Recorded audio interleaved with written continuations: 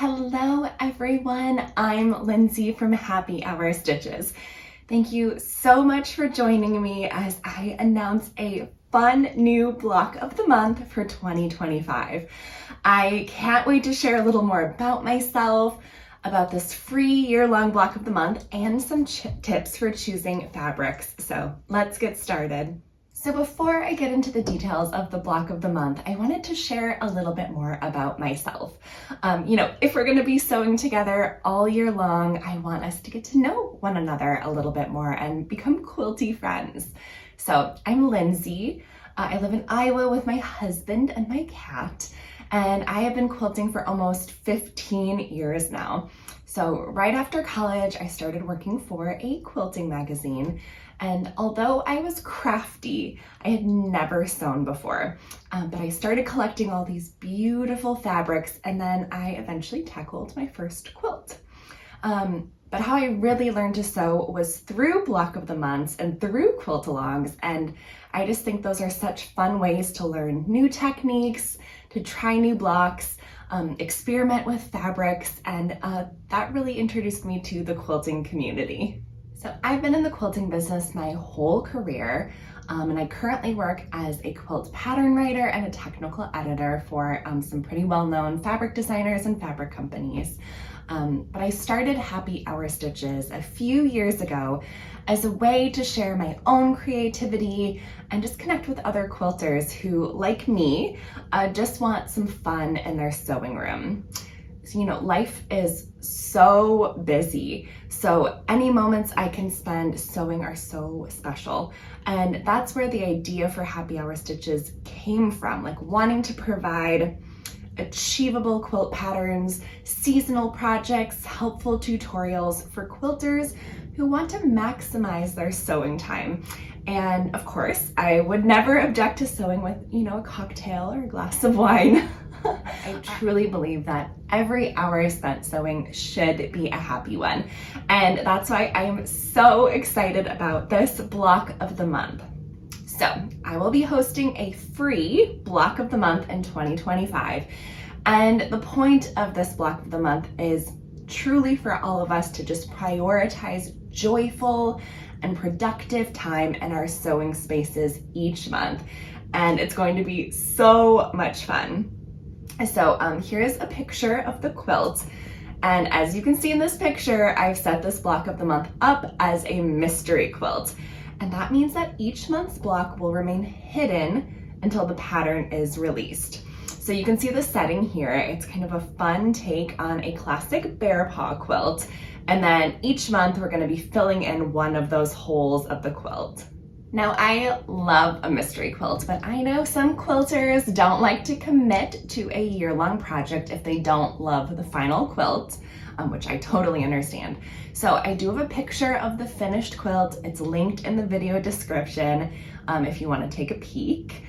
Just don't ruin the surprise for those who love the mystery aspect of it. So this quilt actually finishes at 80 inches square, so it's a very large throw, twin-size bed quilt. And each block finishes at 12 inches square. And all the techniques used are basic piecing methods. There's no templates, there's no foundation piecing, and it's a confident beginner level. So if you're newer to quilting, this is a fantastic skill building project. But even if you've been quilting a long time, I made sure these blocks showcase some piecing methods that maybe not everyone is familiar with. So hopefully it keeps everyone's interest. So if you haven't already signed up for the block of the month, find the sign up link in the video description. So you must be signed up for this email list to get the communication about the block of the month. So for those who are signed up, you'll get 12 free quilt block patterns. One will be sent through email on the 1st of every month. You'll also get the free setting pattern in December of 2025. And each month I'll also have videos with tips and tricks. I'll have monthly blogs with helpful tool recommendations. We'll be doing quarterly giveaways, and there'll be other fun bonuses throughout the year. So there are really so many benefits to joining, so make sure you sign up as soon as you can and share with all your quilty friends. Now, enough talking, let's look at this pretty fabric. So here are the fabrics I'll be using to make the block of the month quilt. So these are basics from Ruby Star. They're called Starry and Speckled collections. And I just kind of love the subtle interest these prints give to a quilt. They have such a variety of colors to choose from. So if you want to make this quilt exactly as I have, check the video description for links to the fabric and a really handy shopping download.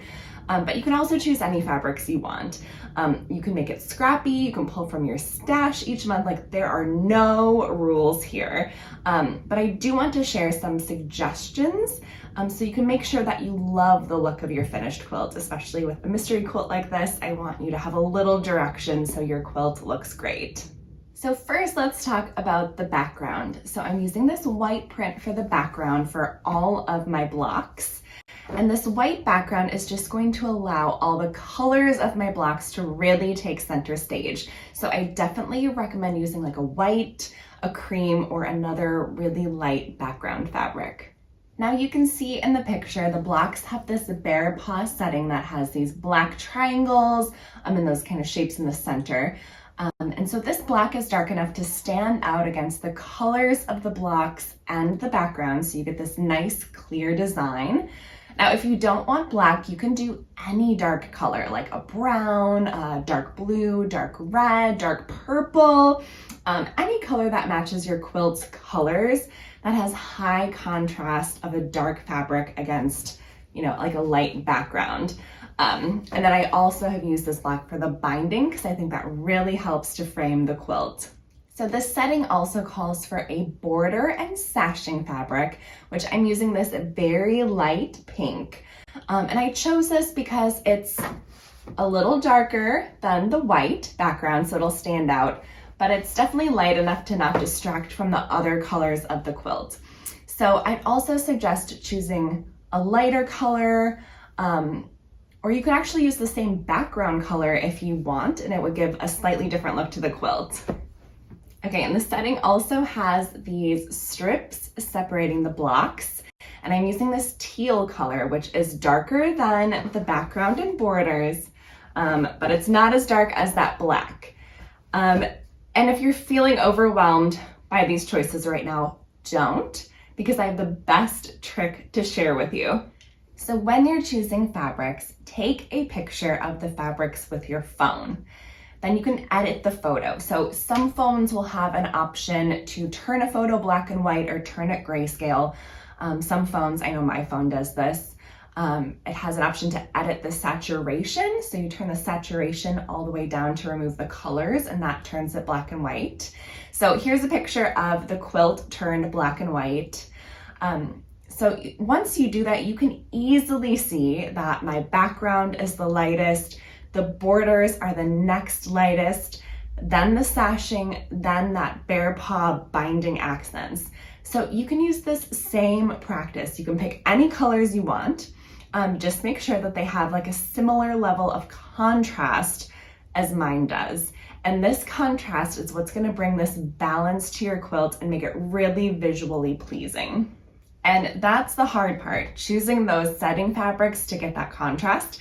After that, it's easy. You just need 7 different fabrics or 7 different colors for the blocks. And you can see here, I just chose a rainbow of fabrics. You can never go wrong with a rainbow in my book. And just so everyone knows, every block in this block of the month has 2 to 3 fabrics paired with a background fabric. So you just want to make sure when you're choosing your block fabrics that you can pair them together in a few different combinations so that you're spreading your colors evenly around the quilt. Now you can choose fabrics for your blocks in any way you want. So you can do exactly like me and just have 7 total assigned fabrics, but you can also pull from your stash. I love doing that for block of the months. That's kind of one of my favorite parts of it being a mystery quilt, is every month I get to choose fabrics. So for instance, if the block pattern, I'm using this yellow, I'm calling for yellow, you don't have to just use one yellow. You can choose 5 or 6 different yellow fabrics and mix and match them around the blocks. You can pull from your scrap bin and use multiple different yellows in one block to get like a scrappy look. I love that. And I'm saying yellow, I'm not calling for yellow fabric. These fabrics for the blocks will be assigned like fabric 1, fabric 2, fabric 3. So you don't have to use this color palette at all. You can use whatever color palette you want. You can use Christmas, you can do blue and white, kind of a classic color palette. You can do baby theme, you can do whatever you want. Just make sure you have 7 different colors because that's how the patterns will be written. So you'll be able to like pull your fabrics correctly to make the block instructions. So you can get as creative as you want with your blocks as long as those setting fabrics have that contrast that we were talking about. So as long as you have that, your blocks will look fantastic no matter what fabrics, what colors you use. Also, each pattern will come with a coloring sheet so that you can kind of play around with your fabrics and colors before you start sewing. I also made this handy printable for planning your fabrics to help you stay organized all year. So make sure you grab that in the video description if you want it. So that's all I have to share today. Hopefully it's enough information to get you started planning your fabrics and getting organized before this block of the month starts on January 1st. I'm always available for any questions too. So if you're stuck in the process and you need a second opinion on your fabrics, just let me know. I want this project to be stress-free and just really enjoyable. So I will be back in a few weeks to share the first block and walk you through my tips for making it. So thanks so much for spending time with me today for our little happy hour of sewing time.